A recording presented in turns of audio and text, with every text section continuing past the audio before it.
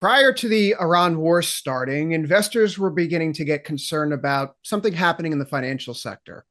Let's talk about that because those issues haven't gone away.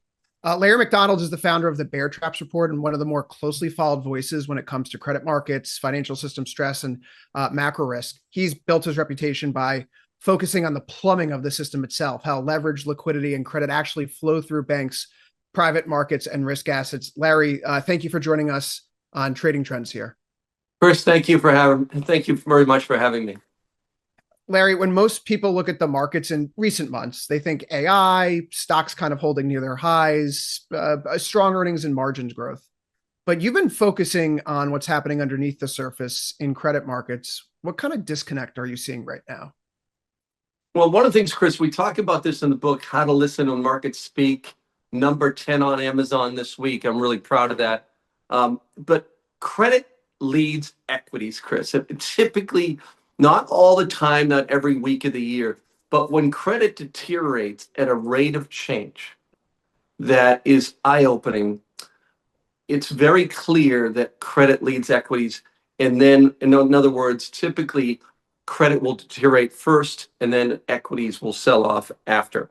But what we're seeing this year is the deterioration of the financials as well as credit default swaps on the financials really massively underperforming the market. Like a lot of the financial equities are down 20% off the highs. Even BlackRock today, 22% off the highs. Blackstone, KKR, the BDCs. So there's something going on under the surface. A very disruptive trend is coming at us pretty fast.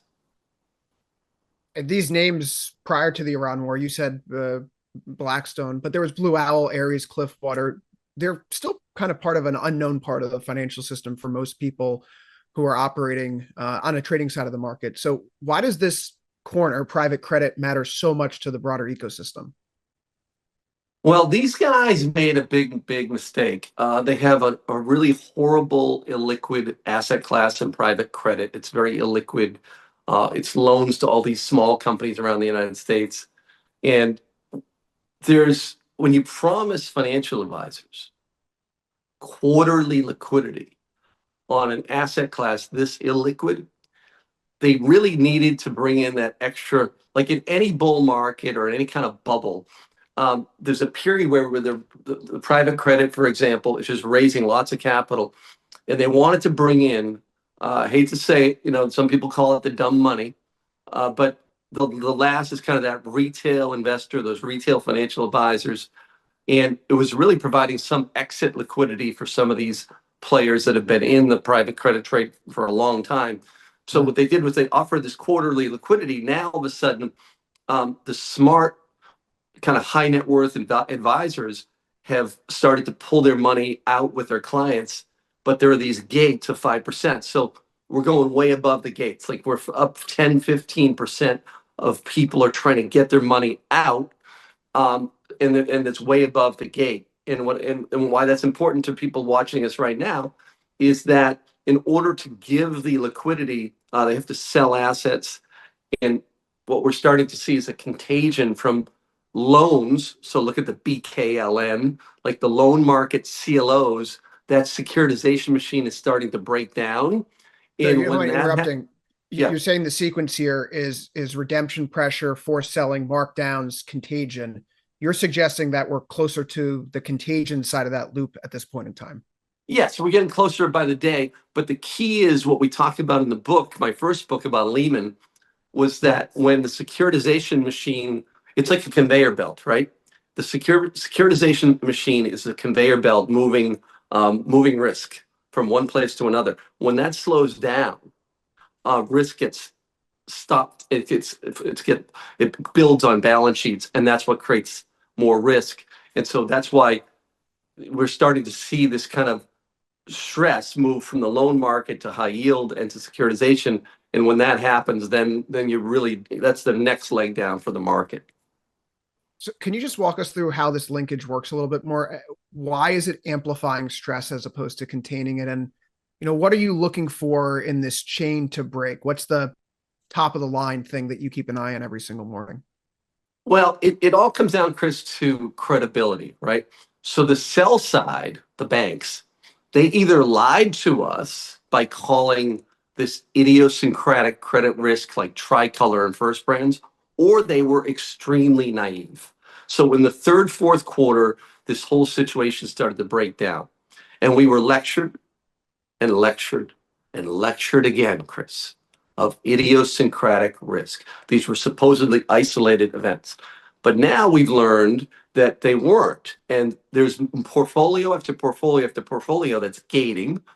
And so now all of a sudden, you're in this, what I call is a credibility vacuum, where the sell side has lost credibility. They were either lying or very naive, right?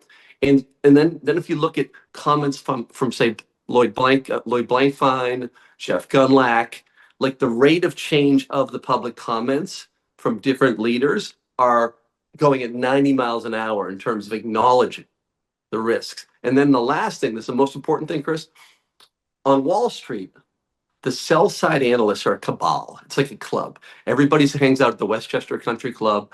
They never really turn on each other.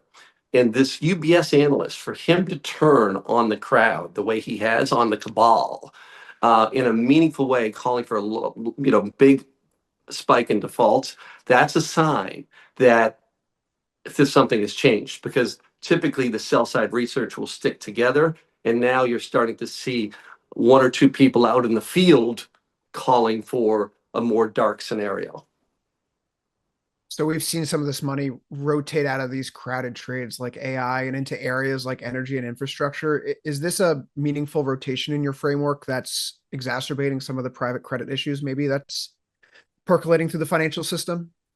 Well, there's some good things going on. Like, we've been along the coal names in our trade alerts in the third quarter, first quarter of this year, January. Look at CNR equity, up 9% today. So coal, natural gas, at the end of the day, they're spending so much money on CapEx. We have an energy crisis that's coming out of the Middle East. And do you think about this, Chris? Think about, they're going to build 820 data centers. We have energy costs that are ripping, and memory costs are ripping at the same time. Look at Micron today. Micron is absolutely ripping off all the hyperscalers with memory and DRAM margins that are record. I mean, just look at the profits that's coming out of Micron. And so if you're building data centers, you're dealing with this energy costs on one side, plants and equipment, and now all of a sudden memory. So the cost of building these data centers is really gone much higher, and the winners are natural gas and coal names.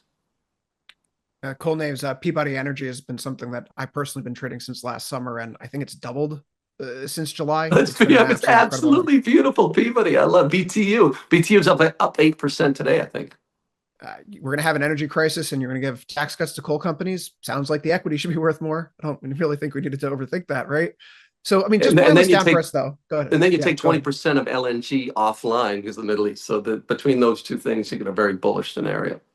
I think almost we have to turn our attention to nuclear after this, and some of the comments from Lee Zeldin about fast tracking permitting. Right. They shouldn't fall on deaf ears right now, and some of those names are at steep discount. But that's, I think, a separate conversation. We could have a whole conversation about energy alternatives. I want to stay focused on private credit for one more question here. This was an issue that was happening before the Iran war, right? It wasn't something that's going to go away. It's not something that's going to go away if we get some sort of relief rally or headline that means the energy bottleneck is finished. What is something that you're watching that the average retail trader could be watching over the next few months if something bigger is starting to unfold here? Okay, so think of April 2025 versus April 2026. In both cases, the Trump team kind of misjudged the bond market last year with the disruption. They took Howard Lutnick. They literally put him in a closet for a month. They locked him in the closet. They wouldn't allow him out. And they put Besant on the Sunday talk shows, and they created this beautiful off-ramp. But they misjudged the bond market. The bond market body slammed the White House. Make no mistake about it. But they did execute a beautiful off-ramp, and we were off to the races with a beautiful counter-trend rally that went on for months, right? Now we look at April coming up, April in a couple of weeks, 2026. To your point, I think for sure this today might be the last day. We're going to have the same thing. We're going to have the Sunday talk shows. They're going to try to execute. They're going to bring out the pom poms, declare victory. They'll try to do a deal with the Iranians on basically calming this thing down. But the problem is twofold. One is by the Iranians attacking Bahrain, the UAE, Dubai, Saudi Arabia. They created all these stress in the ecosystem of the supply chain of energy that's going to cause sticky inflation for months ahead. It's even though the White House can do the off ramp, we're going to have just a lot of tentacles toward higher inflation that are going to be sticky through the year. At the same time, so that's higher rates. So at the same time, you get this private credit and the rate of change of information coming in, like we've gone from idiosyncratic to all of a sudden more like it's what I call the truth bleed. Like we're getting the truth one drop at a time, but that those drops are accelerating. And so we're getting new information. And then on the job losses, look at Jack Dorsey and the job losses from AI. So the bottom line is we have the off ramp coming, but this time it's into the arms of a much more serious credit problem and a much more serious job market problem. Larry, it's fascinating. We're going to have to check back in with you in a few months' time. He's been Larry McDonald, founder of the Bear Traps Report. I've been Chris Vecchi. You've been watching Trading Trends. Be sure to like and subscribe for more content from Tasty Live.